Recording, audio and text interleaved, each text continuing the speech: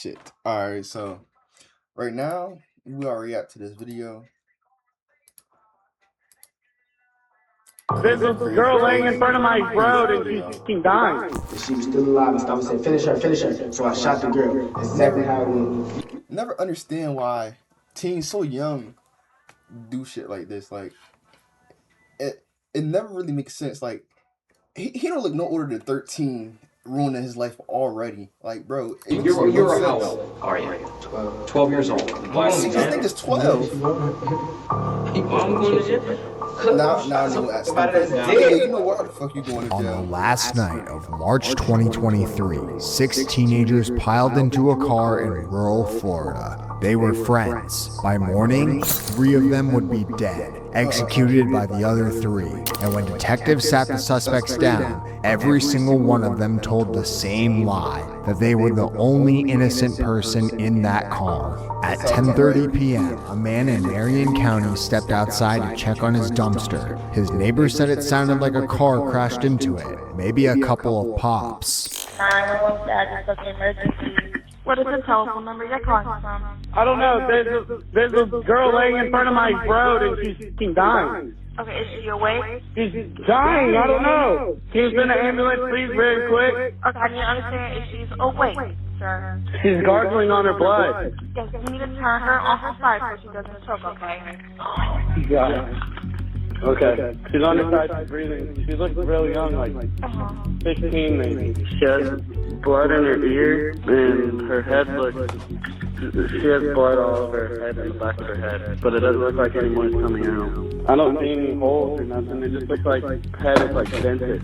Her name was Layla Silvernail, 16 years old, shot in the back of the head. At that moment, she was the only victim anyone knew about. Deputies arrived within minutes. She was laying right here. He rolled her over her side because she had a bunch of blood, but they're saying gunshot wound in the back of the head. Okay. Not responsive? No, not responsive. No, there's no ID, no nothing. Young girl, old? Younger girl. What color hair? It looked like brown. But look, see if you can. It's hard to tell. Not yet. Not at the moment. Officers found the neighbor who'd first heard the noise. She called you. You come out here, see her on her side, blood everywhere. Call 911. She told you to move her on her side because it was coming out of her mouth and everything. Yeah. See, not gonna lie, I don't know. Some shit like that, you gotta mind your business. I ain't gonna lie, I always look the other way, just minding my business. Okay. Did you hear anything? Did you hear the possible crash or possible gunshot? I didn't hear it at all. You didn't hear nothing at all? They told me it sounded like someone crashed into my dumpster and then there was like 2 shots. So, around what time did you hear? You said it sounded like a gun, Yeah, it wasn't a loud gunshot. I would say about 20, 30 minutes ago. It wasn't a loud gunshot, but I heard about 4 or 5. And I kind of blew it off casually, and then I just looked out my window because I didn't think it was strange with how late it was. And I saw the car run into the dumpster. And once I seen the car run into the dumpster, I stepped out my door, and I seen a man run out of the car down the road towards my yard, and I yelled at him, "What are you doing?" And then I seen him run back towards the car, take a minute, and I was calling him because it was his dumpster, and I seen him skirt off into the neighborhood. I only seen one person running, and it was a male. It had a male figure, had a hat on. I want to say he was like 5 foot, maybe, but it was only one dude running down the road. Did you hear the crash first, or did you hear what sounded like I heard the gunshots first. Gunshots first, then the crash. Then the driver bolted into Forest Lake Park. What Alexia didn't know, the car still had a body inside it. Layla was transported to a hospital. She would not survive. On April 1st, Michael Hodo Jr., 17, was found in a ditch half a mile from Layla, gunshot wound to the head. The following day, the car Alexia watched disappear was found partially submerged. Wait, so these niggas killed, wait, how many victims? 1, 2, it's 3 victims? Like, what the hell? Damn. What the fuck is wrong with these niggas? In a retention pond. Inside the trunk, 16-year-old Camille Quarles. This wasn't a crime of passion. It was a cleanup. And the investigation led to 3 names. Robert Robinson, 17, Taj Bruton, 16, Christopher Atkins, 12 years old. Before any suspect confessed, someone came forward, an anonymous source close to both the suspects and the victims, who didn't just know what happened. They knew it was coming. Obviously, there's a lot of people that are saying that they've heard stuff and everything like that, but given like your proximity to knowing, I got a call from my friend that brother had called him. This is what happened. They shot Camille because she can't move around, and then they shot later. Now, do you know if that happened like in the car or? Everything happened in the car. Okay. All I know is all this that happened. It was what Sosa had. For what Sosa had. So why would they shoot Camille first if it was over what Sosa had going on? No witnesses. They wanted to rob him at first. None of the shooting, none of the killing was supposed to be happening.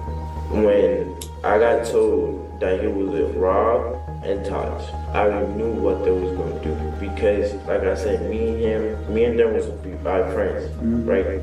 And they used to tell me things that what they was going to do. They did something to me that I would never let somebody else do. They acted like they was my friend, came to my house and was shot me right there. They're in the mentality that they don't give a fuck at all. Armed with this account, detectives brought in the suspects, and what followed were 3 interrogations that told 3 completely different stories, with one thing in common. In every version, the person talking was the only innocent one in the car. Robert Robinson, 17, was brought in with his mother. The detectives had spoken to Robert before, months earlier, about a separate violent crime, and remembered the warning he'd given them. So we're investigating several different crimes that have occurred, and I wanted you to be here and while we're speaking to him, if that's okay with you. Do you guys understand each of these rights I've explained to you? Mom and Robert, having these rights in mind when you speak with us? Yeah. Yes? Okay. I'm trying to, there's the best way to say this to you guys. We're investigating several different incidents that occurred over the last couple of weeks. Okay. One being a theft of side-by-side.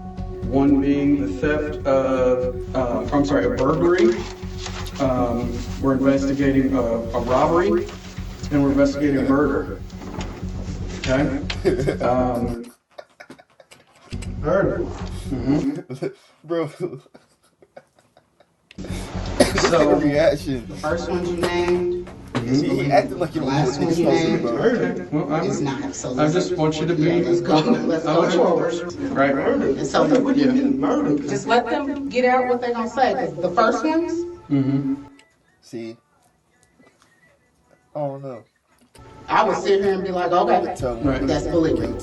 So The thefts and the robbery and the He'll give a fuck thefts, about that. like not no robbery. He just has sticky fingers. Like it's Right. never like all that. yes, never violent or anything like that. So right. let's Okay.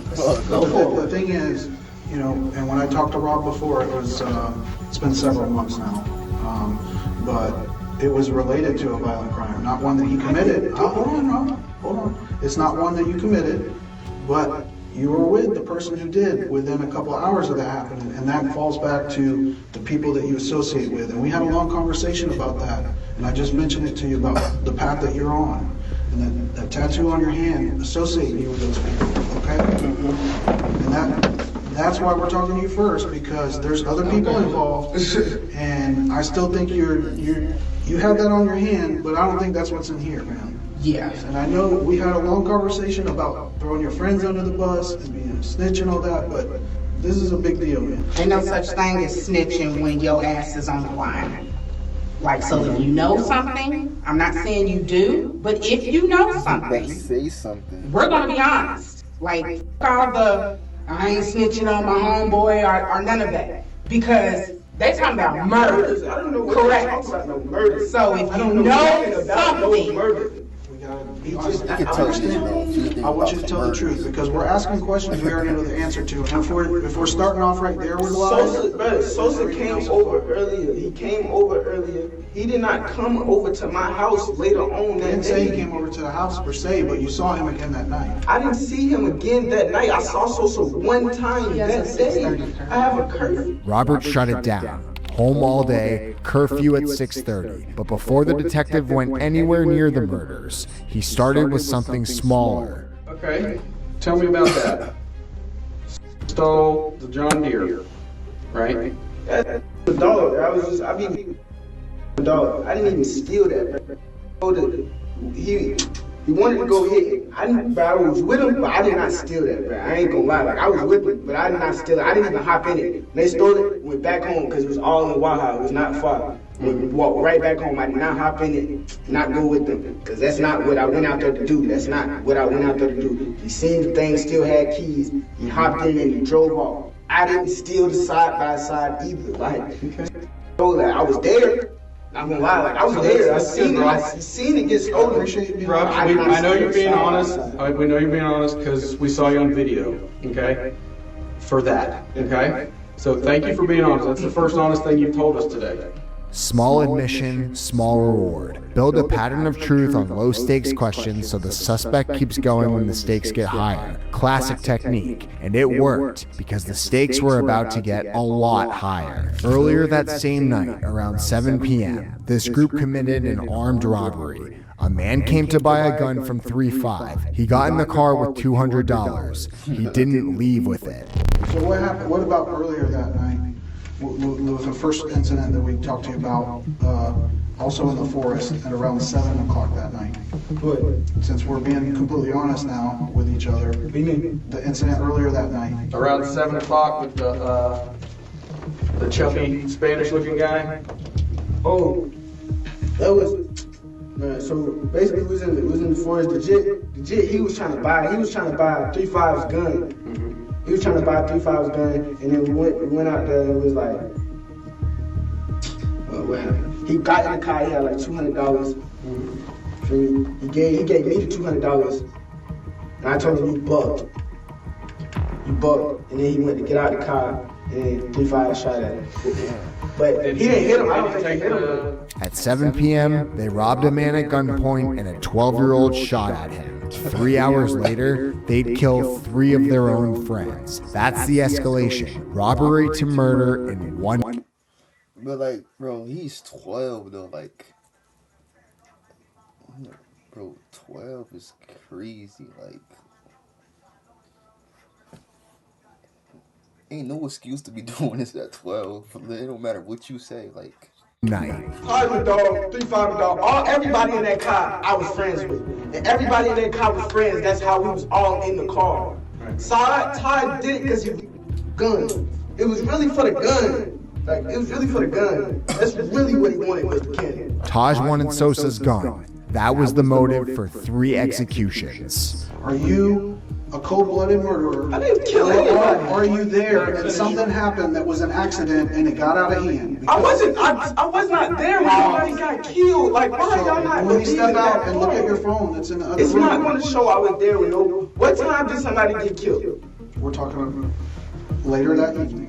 I know you don't have the heart to keep them. I know that for a fact. You don't know.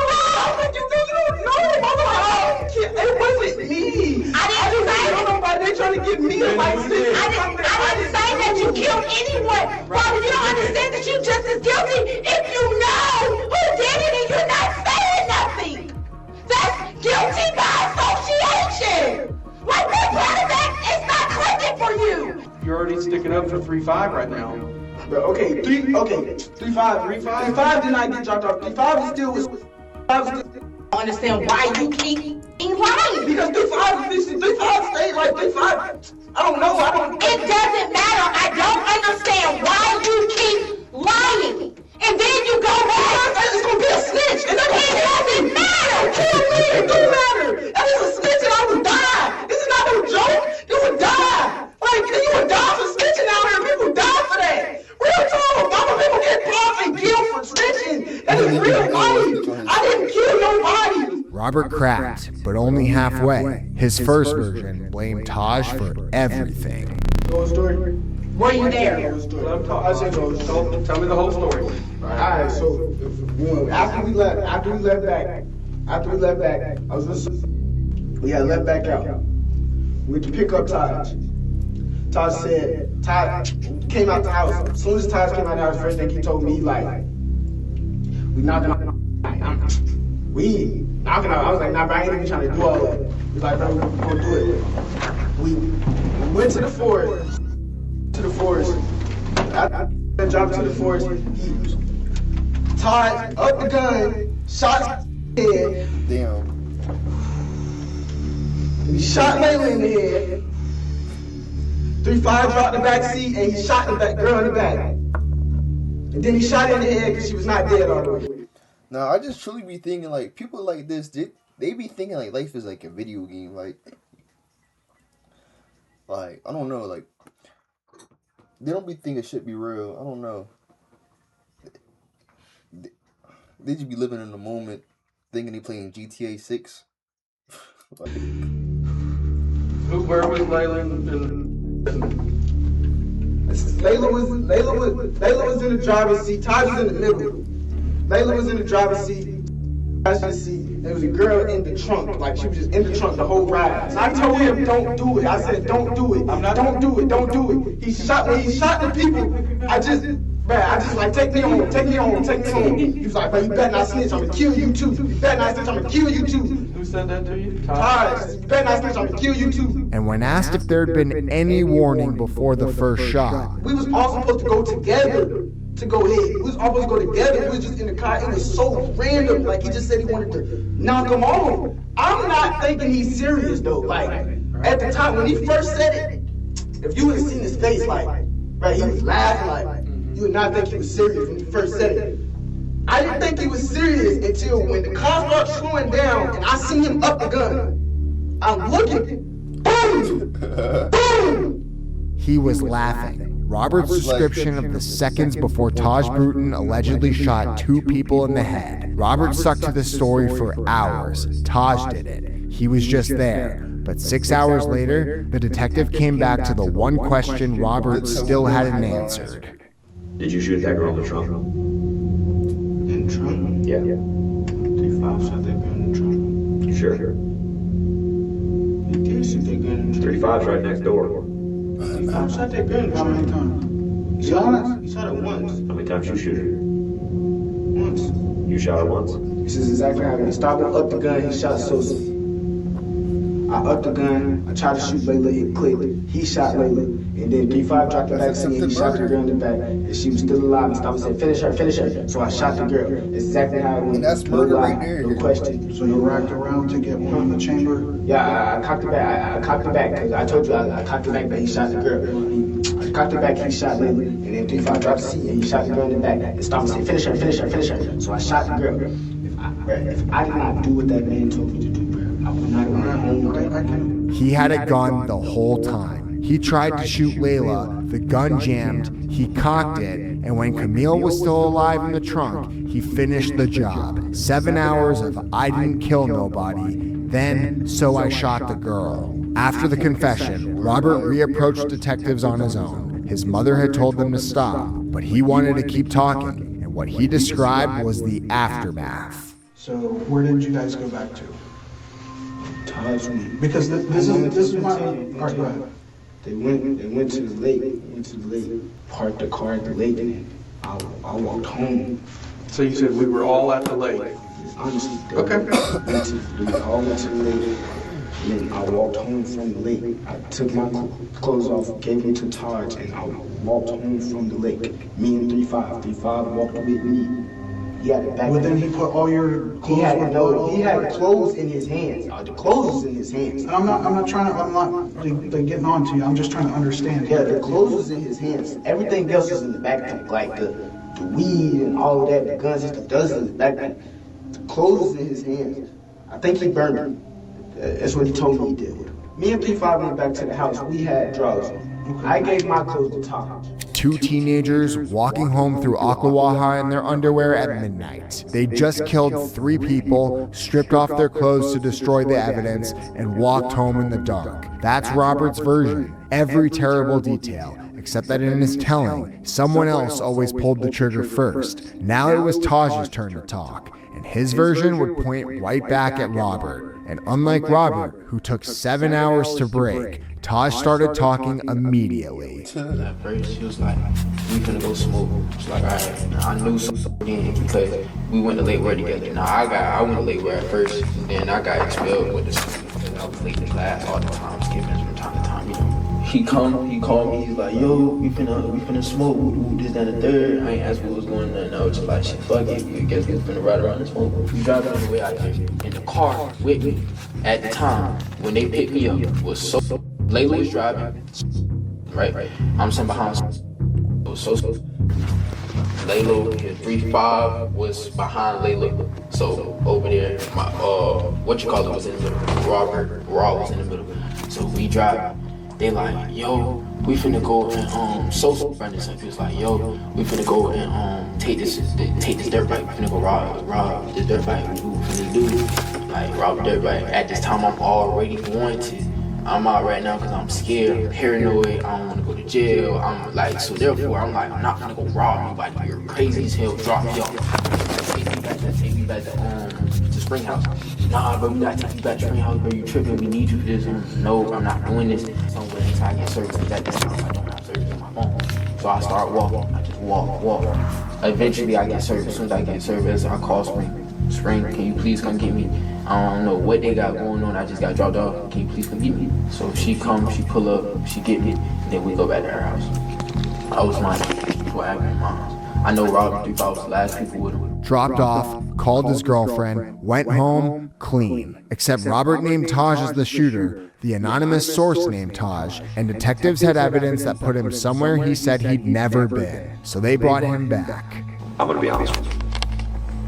Robin and 3-5 said that you were the guy in all this. I'm not. Okay, I'm not. I'm like I said, I'm not saying it because it's not true. This is what they told me. They told me that you like pre-planned all this to happen, and then you like forced them to do things. I don't want to put words in your mouth, but I also don't want to learn from fingerprints and DNA. I know that you were in the car. Yeah, I was there. But you weren't in the car when they were dead, right? No. You weren't in the car when they were shot? No. Okay. This case is national news. Mm-hmm. It's a very big thing. I get it. People do dumb stuff. Okay. People make mistakes. This is psychotic. Like that's why. Like, yeah, this is not no dumb decision that somebody can just sit back and make. This is legit. Psychotic. You think that the people did this? It was an intentional act that they were planning on doing this? They had to. They had to. His own words, calling it premeditated while insisting he wasn't part of it. Whether you burned your clothes in the woods after all of this, we need to know about that now because the evidence is piling up and you're getting deeper and deeper into the mix of this. And for you to tell us, sit here and say that you don't know anything and that you weren't there, I mean, this is the opportunity, pretty much your only opportunity to get in front of this. Because right now, all the fingers are pointing at you. Yeah, I understand that. I want y'all to ask me any questions that y'all need. Did you put a hoodie on? Did you put gloves on to go out there and do that and then change your mind after they said they weren't going to go, they were going to rob somebody instead of go car hopping? Yeah. So you were dressed to go car hopping? Yeah, I was dressed to go car hopping. Okay. I was gonna go car hopping. But you weren't gonna mess with robbing somebody. The robbing was crazy because I know how robbing get down. So yes, the car hopping I was dressed to do. I was not about to. What were those clothes that you were wearing? Those clothes, I had a black hoodie. I had on a green and black ski mask. All black Air Forces. I'm telling you right now, some of the evidence that we have puts you out and about with them at the time of the murder. Okay. These niggas are fucking retarded. With Spring. For the first time, Taj stopped denying, and what came out of him was something no one in that room expected. Is it any way Like, cause after I tell y'all this story I'ma die. So therefore, I'm scared to tell this story. But is there any way I can get protective custody for anything after this story? Cause I know when we take you to the jail, I'll make sure that you get protective custody. Because after this story, and after I tell you this, and after I tell you what I've seen in this, I couldn't tell my parents this, bro. Because legit, these people is telling me, like, I'm scared. These people are telling me that I got into some deep shit. They can't say this. I have to take the murders. Like, they tell me I have to take this. I have to take that. I'm telling you, this is what I gotta understand. Because I was supposed to be, because they telling me I was supposed to be the one that went down for them. I was supposed to go in and tell them. You were supposed to go down. Yeah, I was supposed to go down for the murders because they was like, if you don't go down for the murder, then they knew Spring. That's why Spring been getting hella death threats. They knew my mama because these people was around me, so they knew what my mama looked like, they knew my auntie looked like, they knew my sister looked like, they knew what Spring looked like, so I got scared. And I still don't even want to tell y'all the story because if it gets out, bro, I'm gonna die. Either in prison or in the real world, I'm gonna die. This man is something that y'all have never seen before, and I know him, bro. Taj Bruton was 16 years old. He sat in an interrogation room telling detectives he'd been pressured to take the fall for 3 murders, or his entire family would be killed. Then he told his second story, and in this version, he was in the car the whole time. So, I was in the car, did witnesses. But at the same time, like I said, a lot of stuff still stands. I didn't have no gun. Never had no gun. I still was sitting where I was sitting at. Everything still is the same except I did witness it. Well, you tell me the whole story one more time. Okay, so Rob, look at me. I'm gonna rob these niggas tonight, and if they don't, exactly how you say it. I'm gonna rob these niggas tonight, and if they don't go for it, I'm gonna kill them. In Taj's new version, Robert was the mastermind. Robert announced the plan. Robert pulled the first trigger. They upped the guns, they like, give me all that. So they had weed in the car, they had money, and they had a gun in the car. So they like, give me all that, I need all that, and get the fuck out of the car and walk. Like they was gonna rob the car, they was gonna rob everything. So they was like, get the fuck out of the car and walk. So Sosa and Layla, they're like that, bro. They wasn't going for that. Like Sosa and Layla sitting there like, bro, I'm not getting. You gonna shoot me, I don't give a fuck. I'm not getting out of my car, you're not finna take none of my shit without killing you. So they're like, oh, alright. So boom. Shot. They pull down, and then at this point, I'm shitting brakes. I'm like, it's no way they just shot these people like this out here in the middle of nowhere. Now who shot who? 3-5 sitting back, 3-5 shot, so boom. Layla got shot by Rob because that was diagonal, and then shit the back seat he pulled down like legit. It was crazy as fuck. This nigga 3-5. So after they both died, they like I seen Rob try to shoot her, right, and when he tried to shoot her, he shot her, and then his gun didn't go off, so he reloaded it again and shot her. Like it didn't go off at first, and then he reloaded, shot her, and then the back he pulled down the seat, he shot her too. Rob shot her too? Huh? Rob shot her? No, 3-5 shot her. But no, Rob shot her too though. That's what you don't understand. Yeah. 3-5 shoots her, right?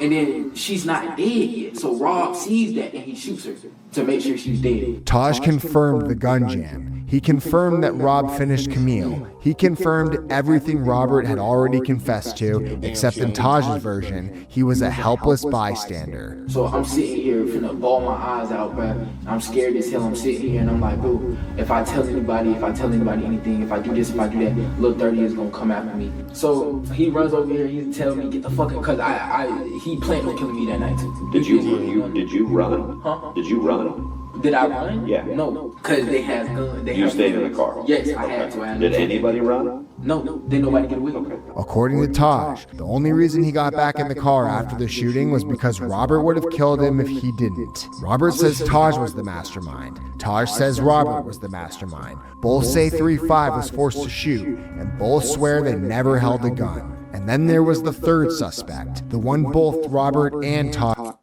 On some real, I feel like the 12-year-old was just around the bad influences. They definitely just influenced. Them niggas definitely ruined this nigga life. If he wasn't around them niggas, he would have never been in that predicament. This nigga's too young to be even like. Why are these niggas even 17 hanging with a 12-year-old? Like that makes no sense. Taj agreed on. The 12-year-old they both said shot Camille Quarles. Imagine being able to build an app with your name on it, just by thinking about it. Meet Base 44, a complete So, before I ask any questions here, you're how old are you? 12 years old. Now, this is going to be one of the silly questions I'm going to ask you. I'm going to ask you if you know the truth versus a lie. I'm going to give you an example. If a little boy were to come in here and were to color on all these walls with a red crayon and then were to tell me that they didn't do it, is that truth or a lie? It's a lie. Okay. And if the same kid would have colored on the walls and then said, Detective Pender, I colored on the walls, I'm sorry about it, is that the truth or a lie? A homicide detective teaching a child the concept of honesty before asking him about 3 murders. The detectives told Christopher that Robinson had already talked and that his story was pointing directly at him. Robert Robinson, Reaper, you guys are friends, right? I've talked to him down there, and he has been 100% honest with me and told me everything. Okay? And a lot of the things he's telling me are pointing at Christopher. Christopher gave his first version. Vague, no names. The detective wasn't buying it. 6:30 p.m. Yeah, that sounds good. And where were you at about that time? Okay. And so you're hanging out on last Thursday night. Okay. What did you guys do? Tell me all about your night. First, we made some eat. Then we watched TV. And I think he went to sleep. Okay. About what time did he went to sleep, brother? Okay. What happened after KJ went to bed? I think I went to sleep. So I think what you just told me was what you probably had rehearsed in your mind several times to tell a police officer if you ever had to talk about that Thursday night. Because sitting here and talking to you with your mom here crying and knowing that you have these siblings, you're probably in sort of an embarrassing and shameful position. I've worked with people before that feel embarrassed or sad or upset about something that they've done.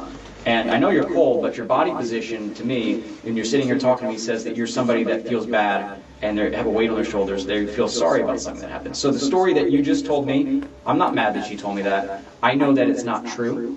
I know that a person's natural reaction when they sit in here and they talk to a police officer is to not say what is bearing down on them right away, okay? I'm not mad. I know that it's not true. The detective didn't yell. He read a 12-year-old's body language and told him gently that the rehearsed story wasn't going to work. And slowly, Christopher started to talk. Rob comes over, he knocks on your window, he says, let's go see some girls. You go out there and you said you see a white car. Can you mark where the white guy is? All right, so the white guy is, oh, thanks, he's in the passenger seat. And where's the white girl? All right, so she's in the driver's seat. And put a C for your name where you're sitting at. So Reaper's in the middle, and then you said there was a guy wearing all black. Can you draw an X where he's sitting? So the guy that you marked as an X, he raised the gun at the white guy, and you said he shot it? And then what happened after he did that? He shot the white guy. The white guy, okay. Were people talking? No, it was just like the car. Like we was listening to loud music, and like I thought somebody was shooting at us, so I hopped out the car and ran. And then you said you hopped out. I heard you say something about get back in or something. Did I hear that right? You said get back in. Tell me all about that and be specific. Describe what the X-Man here that I remarked. What did he say to you? Get back in. How does this person look? A ski mask, jacket, and yeah. What happened when you got back in the car? Now it's got this. What's happening with these two people? Are they okay? Are they starting to, like, are they okay? Or they're not okay? It was out in the car. He pushed them out. He did what? He pushed them out? 3 suspects, 3 stories, and every single one of them ends the same way. I didn't want to do it, they made me. But the evidence didn't care whose version was true. All 3 had guns, and 3 teenagers were dead. The motive, confirmed at trial, was Michael Hodo's gun. In the days after the murders, detectives had to deliver the news to the families, and what those conversations sounded like was its own kind of horror. My son's dead, isn't he? We're not. We're still preliminary investigation. Do you have any photos of Michael? Lisa. Oh no! Who did this? Lisa, have a seat right here. Is my granddaughter okay? Will she be okay?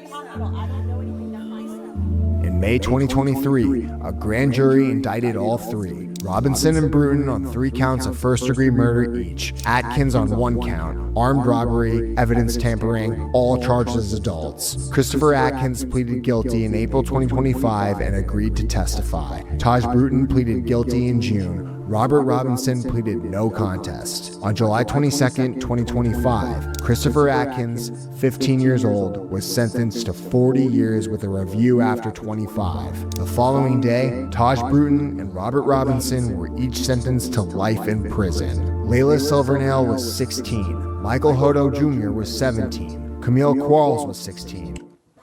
Yeah, this is a very sad story. But yeah, nah, you can't see that. They wilded out for that. I ain't gonna lie. I ain't gonna lie, they wilded out for that.